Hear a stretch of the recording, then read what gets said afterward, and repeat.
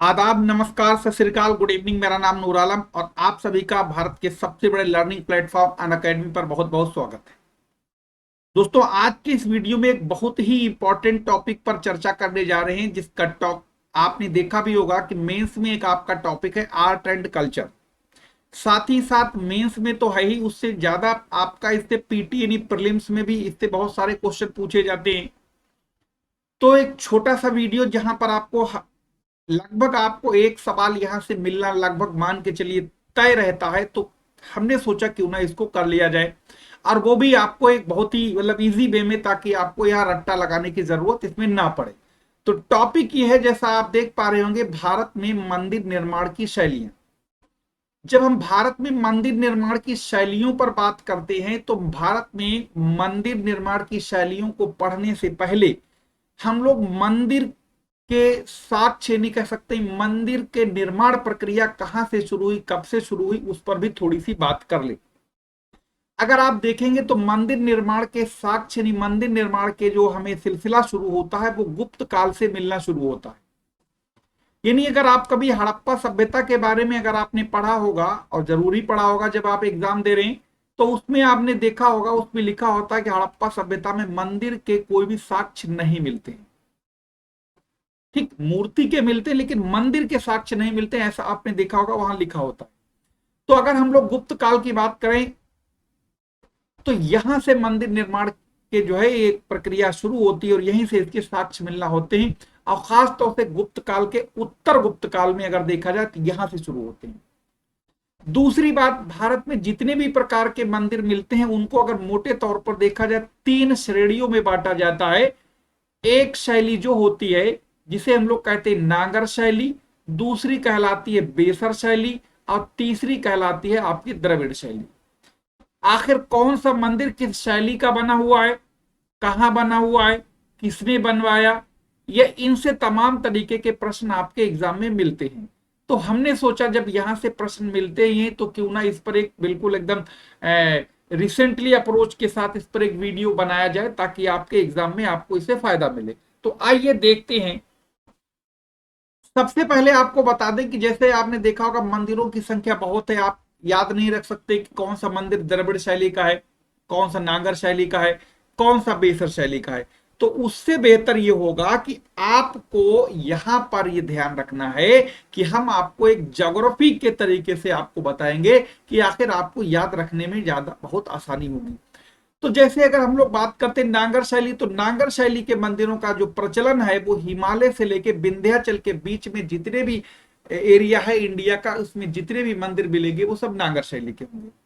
यानी उत्तर में हिमालय और विंध्याचल मध्य भारत में है। यानी अगर हम दूसरे शब्दों में कहें तो हिमालय यानी और मध्य भारत के बीच में, यानी विंध्याचल और हिमालय के बीच में जितने भी आपके मंदिर मिलते हैं सब आपके नागर शैली के होंगे। जैसे राजस्थान, गुजरात, हरियाणा, दिल्ली, पंजाब, लद्दाख, जम्मू कश्मीर, यूपी, उत्तराखंड, एमपी का उत्तरी भाग, आपका ये नॉर्थ ईस्ट का सारा एरिया, कुछ भाग उत्तर उड़ीसा का, बंगाल, बिहार, झारखंड, ये सिक्किम, सब में इसी तरीके द्रविड़ शैली, इसके मंदिर जो है कृष्णा नदी और कावेरी नदी के बीच वाले एरिया में पाए जाते हैं।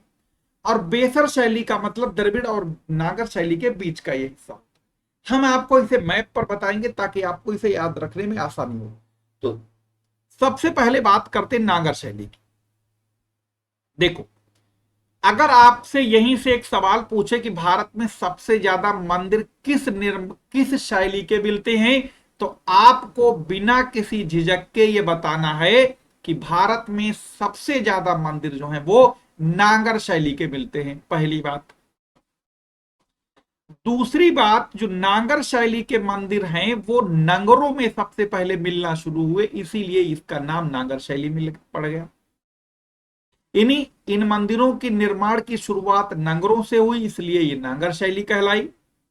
दूसरी बात, सबसे ज्यादा संख्या देखी जाए तो नागर शैली की, और इनका एरिया देखा जाए हिमालय से लेके विंध्याचल वाला एरिया उत्तर भारत में खास तौर से इसे कह सकते हैं मिलते हैं। तो आइए देखते हैं। तो जैसा आप यहां पर देख पा रहे होंगे कि कह रहा है कि नागर शैली, इन मंदिरों का जो प्रचलन है वो हिमालय और विंध्याचल पहाड़ियों के बीच में पाया जाता है। यानी अगर हम इसे मैप के जरिए देखें तो आपको, अगर ये देखा होगा आपने, ये आपका हिमालय रीजन है, ये वाला ऐसे ये हिमालय हो जाएगा और ये आपका विंध्याचल हो जाएगा ये वाला। तो इसके बीच में जितने भी मंदिर मिलेंगे, चाहे वो गुजरात के हो, राजस्थान के हो, पंजाब, हिमाचल, चंडीगढ़, उत्तराखंड, दिल्ली, मध्य प्रदेश का काफी ज्यादा भाग, उत्तर प्रदेश, बिहार, झारखंड, पश्चिम बंगाल, असम, सिक्किम, अरुणाचल, ये सब इसमें अब संख्या में भी सबसे ज्यादा और उत्तर भारत में पाए जाएंगे। अब अगर हम इनका मंदिर का डिजाइन देख लेते हैं तो ये आपको, ये जो मंदिर दिखाई दे रहा है अपनी स्क्रीन पर, ये नागर शैली का बना। दूसरी बात, अयोध्या में जो मंदिर बन रहा है तो वो भी आपको याद रखना नागर शैली का ही होगा। यानी अयोध्या में जो राम मंदिर का निर्माण किया जा रहा है वो मंदिर भी नागर शैली का ही है। ठीक, आपसे एग्जाम में पूछा जा सकता है, याद रखना। अब अगर हम लोग यहां पर देखें कि यहाँ के उदाहरण की अगर बात करते हैं तो आपको पहला उदाहरण ध्यान रखना है खजुराहो, जो कि मध्य प्रदेश में है। ये मंदिर आपका नागर शैली का है। दिलवाड़ा मंदिर राजस्थान का, जो जैन धर्म से संबंधित है, लेकिन ये भी आपका नागर शैली से है। सोमनाथ मंदिर गुजरात, ये भी आपका नागर शैली का है। जगन्नाथ मंदिर उड़ीसा, ये भी नागर शैली का है। अक्षरधाम मंदिर उड़ीसा में नहीं है, ठीक है, ध्यान रखना। अक्षरधाम मंदिर दिल्ली में, ठीक है। हाँ, ये भी आपका जो है उसमें है नागर शैली का। पुष्कर मंदिर राजस्थान का, ये भी आपका उसी में है। सूर्य मंदिर उड़ीसा, ये भी आपका उसी में आता है। यानी कि, और हाँ, कामाख्या देवी मंदिर आसाम का अगर देखा जाए वो भी इसी श्रेणी में आता है। तो कुल मिला के जितने बड़े, मतलब कह सकते हैं मोस्ट इंपॉर्टेंट मंदिर है या जो बहुत पॉपुलर मंदिर है, उनके बारे में अक्सर आपसे पूछ भी लिया जाता है कि यह मंदिर किस शैली का बना हुआ है, किस राज्य में है या किस राजा ने बनवाया। ठीक, तो ये ज्यादातर आपको ऐसा पूछा जाता है। जो आपका ये दिलवाड़ा मंदिर है ये जैन धर्म से संबंधित है, याद रखना, राजस्थान में है, इसको याद रखना है बहुत ज्यादा, ठीक है। आप अगर इन मंदिरों के डिजाइन पर देखेंगे तो जैसे आप देख पा रहे होंगे, ये वाली डिजाइन नागर शैली की है, ये बेसर शैली की है। यानी बेसर शैली का मतलब जिसमें नागर शैली और द्रविड़ शैली का दोनों की झलक दिखाई देती है, उसे हम लोग कहते हैं बेसर शैली। जैसे आप इनमें देखिए दोनों की झलक दिखाई दे, यानी अगर आप देखें तो ये नीचे का हिस्सा, ये वाला जो एरिया है वो आपका, आपको लगता है नागर शैली से निर्मित है। ठीक, ये वाला देखो ना बिल्कुल ऐसे है। और ऊपर का हिस्सा जो है ये आपका, ये वाला हिस्सा जो है वो आपको लग रहा है आपको द्रविड़ शैली का। खैर, अब बेसर शैली की बात कर लेते हैं। जो बेसर शैली है ये असल में द्रविड़ शैली और नागर शैली के बीच का, यानी कह सकते हैं ये उसका जो है वो एक दोनों का एक मिक्सचर है, दोनों का कह सकते हैं मिश्रण है, दोनों के उसमें लक्षण दिखाई देते हैं। ये बेसर शैली मिलेगी। द्रविड़ शैली दक्षिण में, नागर शैली उत्तर में, और मध्य भारत में मिलती है ये, यानी दोनों के इसमें लक्षण दिखाई देते हैं। तो आइए देखते हैं।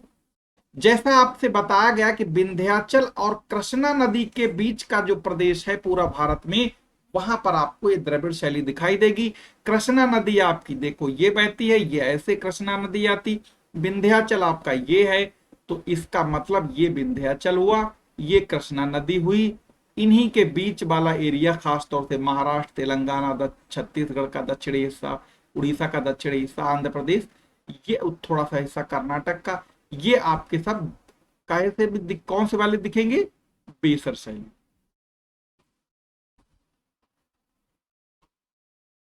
ठीक है, अब इसके उदाहरण, इसके मंदिर का स्ट्रक्चर देखें तो ये देखो एक शानदार उदाहरण आपको दिखाई देगा बेसर शैली का मंदिर का। इसमें अगर हम लोग, जैसा कि अभी हमने आपको बताया, इनका डिजाइन देखोगे तो डिजाइन आपको ये बेसर शैली का है, जिसमें नागर शैली के भी लक्षण दिख रहे हैं और द्रविड़ शैली के भी लक्षण दिख रहे हैं। यानी दोनों शैलियों के लक्षण इस शैली में दिखाई देते हैं। यानी आधा हिस्सा नांगर शैली से निर्मित ऐसा लग रहा है और आधा आपका द्रविड़ शैली से लग रहा है। अब बात कर लेते हैं सबसे इंपॉर्टेंट शैली, जो बहुत बड़े बड़े मंदिर हैं द्रविड़ शैली के, उनकी बात कर लेते हैं। तो जैसा भी हमने बताया, द्रविड़ शैली अमूमन दक्षिण भारत में मिलेगी। कृष्णा नदी के से लेकर कन्याकुमारी तक, यानी अगर हम इसे मैप में देखें, जैसे ये ऐसे आपको बताएं, तो ये आपको कृष्णा नदी और यहां कन्याकुमारी, इस पूरे सिस्टम में, इन एरिया में आपको द्रविड़ शैली दिखाई देगी।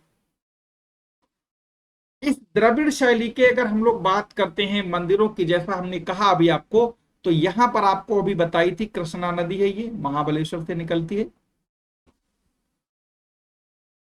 यहां से निकली ये ऐसे गई, और इस पूरे रीजन में जितने भी मंदिर हैं वो सारे के सारे मंदिर द्रविड़ शैली के, यानी सभी मंदिर द्रविड़ शैली के हैं। ठीक, तो आपको याद रखना है सभी जितने भी मंदिर हैं यानी वो सब द्रविड़ शैली के हैं, और ये मंदिर जो है बहुत विशाल मंदिर मिलते हैं, बहुत बड़े आकार में। ठीक, जैसे ये देखो, देख रहे हैं कितना भव्य, कितना विशाल मंदिर दिख रहा है। ठीक, इस टाइप के दिखाई देंगे।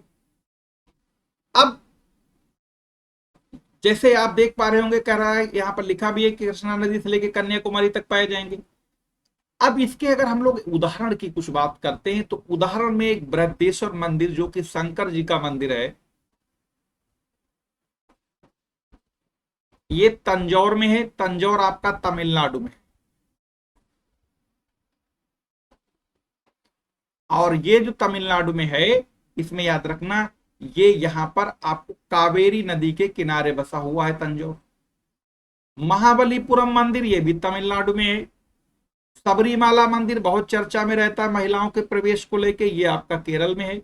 रामेश्वरम मंदिर, ये आपका तमिलनाडु में है। मीनाक्षी देवी मंदिर मदुरई में है, बहुत फेमस मंदिर है ये।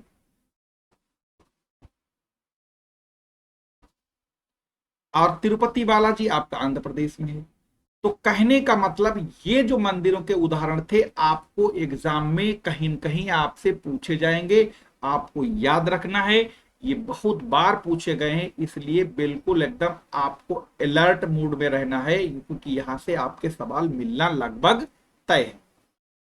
अब आपको एक बहुत ही बेहतरीन जानकारी और दे दें, वो जानकारी ये है कि अनअकैडमी ने आपके यूपी पीसीएस 2023 के एग्जाम को ध्यान में रखते हुए 14 मई को जो कि एग्जाम प्रस्तावित है, उसके लिए आपको ढेर सारे बैच ऑफर निकाले हैं। उनमें एक ऑफर यह है कि वो आज 31 मार्च रात 12 बजे तक जो 2 साल का सब्सक्रिप्शन 11,999 का था, वो आपके लिए 7649 रुपए का कर दिया है, और जो 9,499 रुपए का था, वो 6,056 रुपए का कर दिया गया। यानी ये जो 40% डिस्काउंट है, ये डिस्काउंट आप तभी ले पाएंगे जब आप यहां पर एक आपको रेफरल कोड मांगा जाएगा, और इस रेफरल कोड को जैसे ही डाल के अप्लाई करेंगे, तो तुरंत आपको यहां पर 40% की छूट मिल जाएगी। तो देरी ना किस बात की, तुरंत जाइए, तुरंत ज्वाइन कीजिए। साथ ही साथ अब अलग अलग बैच, अलग अलग कोर्स, टेस्ट सीरीज बहुत ही कम कीमत पर यहां पर अनअकैडमी पर अवेलेबल है। अचूक बैच जो कि आपको मात्र 99 रुपए में मिल रहा है, इस बैच में आपको 14 मई 2023 के पीसीएस प्रीलिम्स एग्जाम के लिए आपको एक क्रैश कोर्स मिलेगा, और ये 99 रुपए का कोर्स भी आपको नहीं पूरा, और इसमें छूट मिल जाएगी जैसे आप यहाँ पर रेफरल कोड लाइव नूर डाल के अप्लाई करेंगे, तो फिर आपको 99 नहीं है, और आपको करीब करीब 80-79 रुपए का मिल जाएगा। सीसेट जो लोग, और जैसा कि पता है आपको, प्रीलिम्स में बहुत अहम हिस्सा है, क्योंकि अगर आप इसमें डिस्क्वालीफाई होते हैं तो जीएस में आपका कितना भी स्कोर हो कोई मतलब नहीं। तो सीसेट में आपको 1499 रुपए का ये कोर्स है, इसमें भी आपको छूट मिल रही है, और छूट जैसा अभी हमने बताया 40% की छूट है, और ये आप कोर्ट से जाके छूट लीजिए और सीसेट को तैयार कीजिए। साथ ही साथ आप जो यूपी पीसीएस यूपी पुलिस की तैयारी कर रहे हैं, जैसा आपको पता है यूपी पुलिस में 35,000 की वैकेंसी आने वाली है सिपाही की, तो ये आपका मात्र 1299 रुपए का कोर्स है, और इसमें भी आपको जैसा बताया बार बार छूट मिलेगी, लेकिन छूट पाने के लिए आपको रेफरल कोड भरना पड़ेगा और भरने के बाद अप्लाई जरूर करें, क्योंकि अप्लाई नहीं करेंगे तो भी बात नहीं बनेगी। अप्लाई करने के बाद ये आपको ऑटोमेटिक इसके रेट कम हो जाएंगे और आप इसे ज्वाइन कर सकते हैं। अगर आप सिर्फ पॉलिटी पढ़ना चाहते हैं तो एक विपुल सर की पॉलिटी की क्लास देखो, इसका एक लॉन्च किया गया है, मात्र 1199 रुपए का एक कोर्स है। इसमें भी आपको और छूट मिलेगी जब आप यहाँ पर लाइव नूर रेफरल कोड के जरिए यहाँ इस कोर्स में इंटर करेंगे। इसी तरीके के वीडियो देखने के लिए जुड़े रहिए हमारे साथ इस चैनल पे। साथ ही साथ हमारी रोजाना एक क्लास होती है 6 से 7, जो कि आपकी अनअकैडमी के ऐप पर होती है। स्पेशल क्लास है, फ्री रहती है आप सभी के लिए, कोई भी ज्वाइन कर सकता है। वहां पर ऐप को ज्वाइन करें और अनलॉक के लिए हमारा कोड लाइव नूर डाल के यहाँ पर आप अनलॉक कर ले। इसमें आपको कोई पैसा नहीं देना होता, ये फ्री रहता है। दूसरी बात, यहाँ पर एक स्पेशल यूट्यूब पर क्लास जो चलती है वो है आपकी एनवाईटी सेशन, जो है वो आपका 7 से 8 रोजाना चलता है और ये आपका ज्योग्राफी का है। ये आपके 14 मई को ध्यान में रखते हुए बनाया गया है और उसी से संबंधित आपको कंटेंट मिलता है। जो लोग अनअकैडमी पर सब्सक्राइबर कैंडिडेट हैं वो लोग 9:30 पर कल से हमारे साथ जुड़ेंगे। रोजाना शाम को ये क्लास चलेगी, 11 बजे तक चलेगी और इसमें आपका इंडियन ज्योग्राफी को कवर किया जाएगा, इंडियन ज्योग्राफी को। तो जुड़े रहिए हमारे साथ और हाँ, इस वीडियो को ज्यादा से ज्यादा लोगों को शेयर करिए, चैनल को सब्सक्राइब करिए, वीडियो को लाइक करिए, ताकि आपको इस तरीके की जानकारी सभी तक पहुंचे।